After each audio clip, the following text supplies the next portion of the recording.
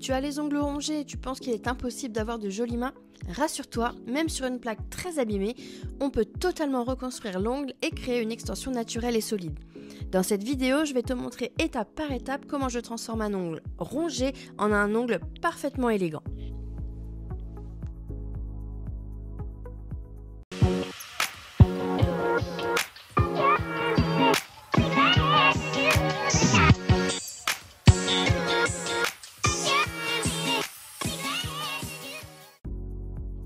Je commence par travailler les zones des cuticules avec le repousse cuticule Ariel de chez Eliamage.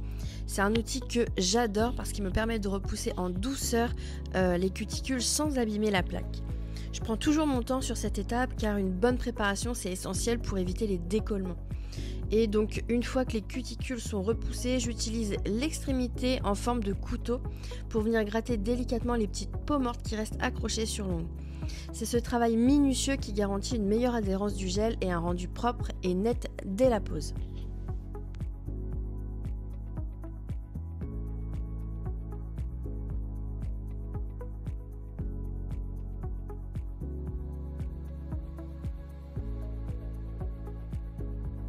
Je passe maintenant à la ponceuse avec un embout Olive Diamant Pro 3 de chez Eliamage. Cet embout il est idéal pour nettoyer parfaitement le contour des cuticules. Je travaille dans les deux sens de rotation afin d'obtenir un résultat optimal et uniforme sans laisser de petites peaux accrochées sur la plaque. Cette technique elle me permet aussi d'éviter les micro-blessures et de préparer l'ongle en profondeur mais en délicatesse. Une fois que cette étape est terminée, je dépoussière soigneusement pour repartir sur une surface parfaitement propre, clean avant la reconstruction.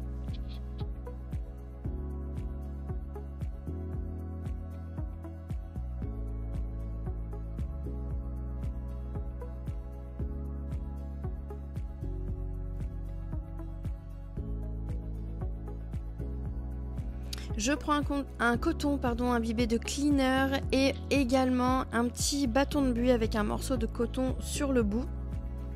Et je viens éliminer les dernières impuretés et résidus de poussière qui pourraient être coincés dans la cuticule. Je déshydrate maintenant mon ongle avec le Nail Fresh de chez Vasco. J'en dépose une toute petite quantité, ça suffit largement pour préparer la plaque et enlever toute trace d'humidité. Et ensuite, je viens également mettre un primer, donc celui-ci vient de chez Eliamage. Et ensuite, je vais venir poser ma Strong Base de chez Icon Product. C'est elle qui va assurer une adhérence parfaite du gel et garantir la tenue de l'extension. Pour la quantité, c'est pareil, j'en mets pas une grosse quantité, c'est vraiment histoire de venir la faire pénétrer à l'intérieur des stries qu'on a ouvertes auparavant avec la lime. Donc je dépose une petite goutte, puis à l'aide de mon pinceau qui vient de chez Fresnel Shop, je vais venir frotter ma base. Je passe maintenant à la reconstruction de la plaque. Pour ça, je vais utiliser de l'acrygel, donc là c'est l'Acrypop Light Pink de chez Eliamage qui combine donc la solidité de l'acrylique avec la souplesse du gel. Je prélève une petite boule de matière que je vais venir déposer à la jonction entre la peau et mon ongle naturel. Donc comme vous pouvez le voir en vidéo, je dépose ma petite boule juste ici, voilà. Ensuite, je vais venir travailler la forme de ma nouvelle plaque avec mon pinceau plat. Donc celui-ci, c'est un pinceau plat qui est de la marque Purple que j'ai trouvé sur Fresnel Shop. Et je viens travailler mon Acrypop toujours avec un pinceau imbibé de cleaner, c'est très important pour faciliter la manipulation, sinon vous allez voir que le produit colle au pinceau. L'acrygel, ça se modèle très facilement, c'est ce qui permet de créer une plaque vraiment harmonieuse, solide. Vous pouvez également lisser la matière pour éviter le limage par la suite. Je trouve que c'est vraiment un bon compromis pour recréer une plaque d'ongle. Ici, l'objectif, c'est de redonner une belle base virtuelle, mais aussi une construction résistante qui servira ensuite à la fondation de l'extension qu'on fera par la suite. Une fois la reconstruction catalysée, je commence par dégraisser la surface pour enlever la couche collante. Et ensuite, je passe à la mise en forme de la plaque avec une lime qui vient de chez Eliamage. Mais avant ça, je viens décoller légèrement avec mon ongle l'acripop qui est collé sur la pulpe du doigt, puisqu'on va venir par la suite y glisser un chablon. Je viens donc faire ma mise en forme, je travaille en douceur pour harmoniser la surface, corriger les petites irrégularités et redonner un contour net à l'ongle. L'étape ici, elle est vraiment essentielle. Plus ta plaque elle est bien préparée et régulière, plus l'extension que tu poseras ensuite sera solide et esthétique. Je veille aussi à affiner les côtés pour que la jonction avec le chablon soit le plus naturelle possible. Donc j'arrondis mes coins et j'essaye d'avoir quelque chose de plus naturel possible, de reproduire une plaque d'ongle au plus naturel.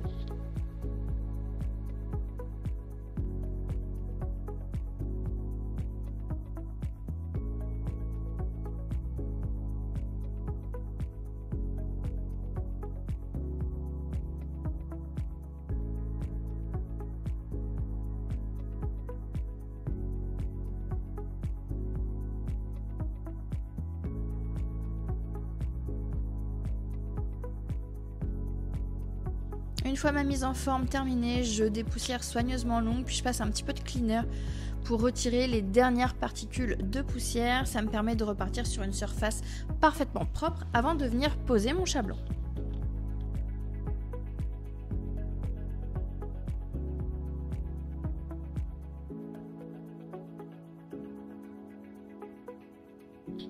Pour réaliser l'extension, j'ai choisi d'utiliser un chablon qui vient de chez Eliamage, ce sont les chablons papillons. Avant toute chose, je viens venir rouler légèrement entre mes doigts, ça lui donne une belle courbure et ça facilite la pose. Ensuite, je viens coller donc les deux premières ailettes afin de renforcer la stabilité de mon chablon. Et à ce stade, je vais venir placer mon chablon sous l'ongle pour prendre mes repères.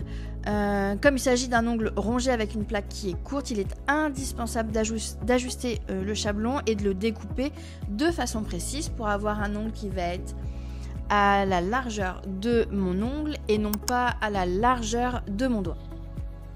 Cette étape, elle est vraiment cruciale. Un chablon mal adapté va fausser vraiment toute votre construction de l'extension. Donc ici, je prends le temps de vérifier l'alignement de mon chablon, de bien découper mon chablon au niveau des points de rupture et de corriger ce qui doit l'être avant de passer à la construction. Donc là, je prends toutes mes mesures, je fais mes repères et je vais venir ensuite découper mon chablon. Et donc comme vous pouvez le voir à l'image, je viens découper mon chablon en faisant un style un petit peu de V. Et donc une fois que mon chablon est découpé, je le glisse sous mon ongle afin de vérifier si ma découpe épouse parfaitement ma plaque. Si ça me convient, je viens prendre mes repères également au niveau des points de rupture pour venir découper en biais. Ça va me permettre de dégager le bourrelet de peau sur les côtés. J'écarte bien mon chablon, je viens le remettre sous mon ongle. Et si je valide, donc je prends vraiment le temps de bien vérifier que tout est parfaitement découpé. Et une fois que je suis satisfaite, je viens coller mes deux petites oreilles, donc bien symétriques, on ne les colle pas n'importe comment. Une fois que c'est collé, je viens bien serrer mon chablon sous mon doigt, c'est ce qui va me permettre de maintenir mon chablon en place. Puis je viens l'adapter et puis appuyer un petit peu dessus afin de lui donner une forme de tube pour créer un carré parfait. Si vous avez des petites oreilles comme ça qui dépassent, on vient les glisser sous l'ongle. On n'hésite pas d'appuyer un petit peu ou vous pouvez venir les découper également. Mais moi je les glisse comme ça sous l'ongle. Puis je mets bien en place mon chablon. On passe maintenant à la construction de l'extension. Ici j'utilise toujours le même Acripop. Donc c'est l'Acripop Light Pink, toujours de chez Eliamage, que je viens prélever en petite quantité. Je dépose la matière à la jonction entre la reconstruction de la plaque et le bord libre, puis je commence à façonner. L'objectif ici, ça va être de créer une extension solide avec la forme et la longueur souhaitée. Je prends le temps et le soin d'équilibrer la matière, de bien contrôler les côtés, de bien recouvrir mes points de rupture et de garder une structure fine mais résistante pour que l'ongle soit à la fin esthétique mais solide dans le temps.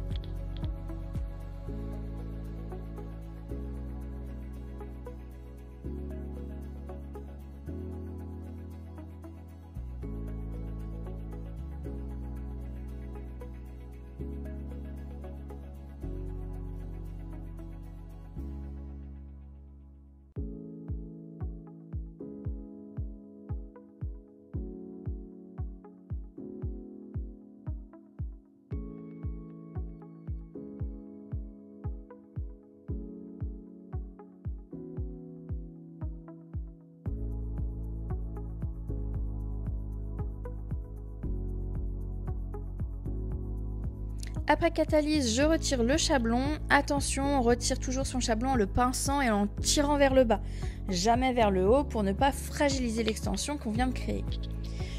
Ensuite, je viens pincher l'ongle afin de lui donner un joli séqueur, ce qui apporte solidité et élégance à notre forme. Je dégraisse ensuite, puis je passe à la mise en forme. Je définis mon carré, je lisse toute la surface et je remonte mes parallèles pour obtenir une architecture nette et harmonieuse. Puis, une fois satisfaite du résultat, je dépoussière soigneusement afin de pouvoir passer à l'étape de la construction de notre apex.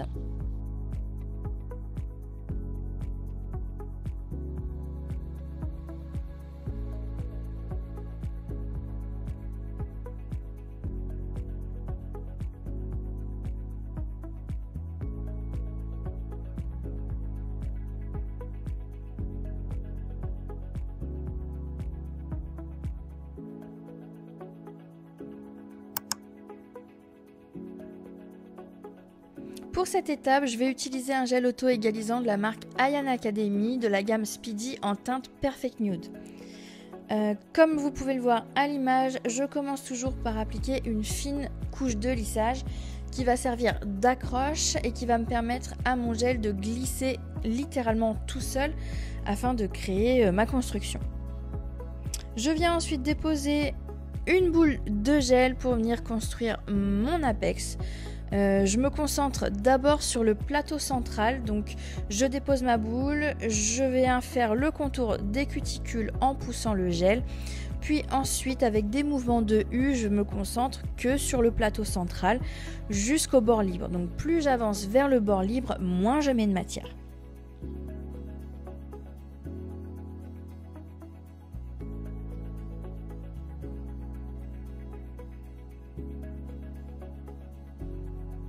Ensuite, à l'aide d'un pinceau liner, je guide la matière vers les parallèles. Cette technique, elle me permet d'obtenir une répartition uniforme et surtout un ongle très fin, tout en gardant la solidité nécessaire au niveau de mon apex. L'avantage de ce gel auto-égalisant, c'est qu'il se travaille presque tout seul, ce qui me permet de gagner du temps tout en garantissant un rendu impeccable.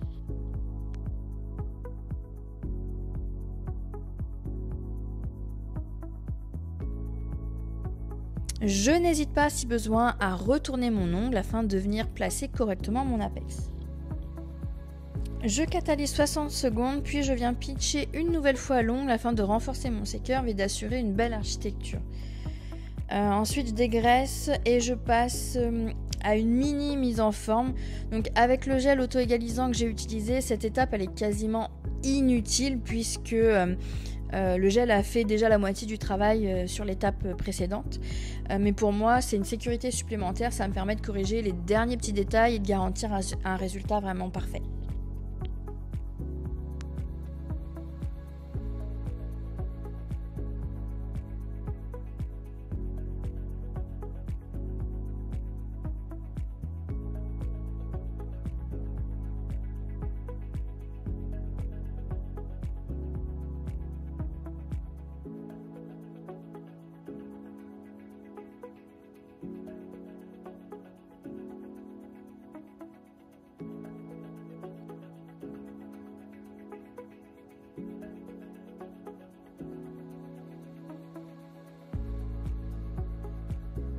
Une fois ma mise en forme terminée, je dépoussière et je nettoie avec un petit peu de cleaner. J'utilise ensuite mon petit bâtonnet recouvert d'un coton pour bien passer dans toute la zone des cuticules et retirer les derniers résidus. Et ensuite c'est terminé, l'ongle est maintenant parfaitement propre et prêt à recevoir sa couleur, sa déco ou simplement une finition. Et voilà, tu as vu la transformation complète d'un ongle rongé en une extension fine, solide et élégante. Comme quoi, même les ongles les plus abîmés peuvent retrouver une seconde vie avec la bonne technique.